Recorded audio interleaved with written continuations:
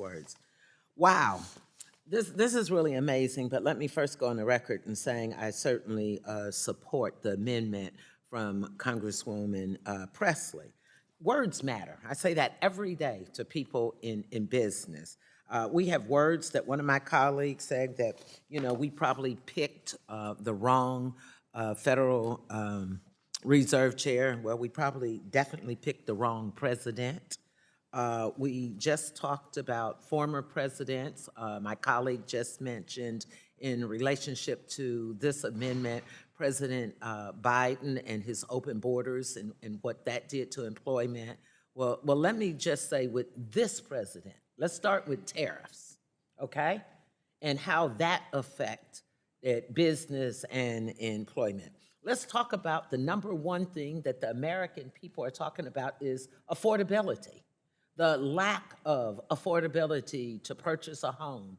Let's talk about gas prices. So if we want to name one thing that we're going to try to blame President Biden for, and then we go back to COVID, in Financial Services Committee, we stood united thanks to Chairwoman Maxine Waters for making sure that people didn't lose their homes, making sure that college students were able to go to college. This same author of this amendment took a lead role in making sure that we could work with students. We could talk about the war on Iran and what happens with this president and prices. And did I mention food, the price of eggs? And I'm just telling you what the American people said. So when we talk about the independence of the Federal Reserve, it was your colleague that said, yes, they're independent, but they report to the people. Well, the people are telling you they're sick and tired of the prices going up and what it's doing.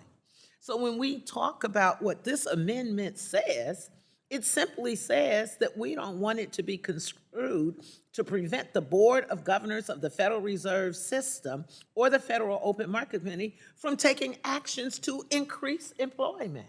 If we go back and we look at the responsibility to promote full employment, it means that the feds must make it a priority to ensure that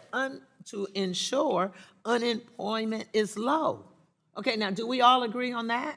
Certainly we agree on that because that's the rules of engagement for what full employment means, which you just said that you and others agree, including the chairman. But let me just tell you this, since we want to talk about Democrats and Republicans, under Democrat leadership, unemployment remained at a historic low, below 4%. Now, do my colleagues want to tell me what it is now with this president, with President Trump? It's the highest it's ever been at over 4.7%. There are 7.4 million people who are unemployed. How dare us come here and talk against Congresswoman Pressley's amendment that tells us it should not keep us from taking action to increase employment. The American dream is what?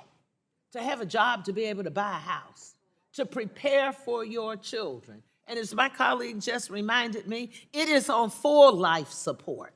So, Mr. Chairman, I understand what you're doing in asking him the questions about what he believes in and believes most presidents believe in. Words matter. If you believe in it, then you would be supporting this amendment. And I yield back unless the sponsor of the bill would need some more time. Okay, I yield back.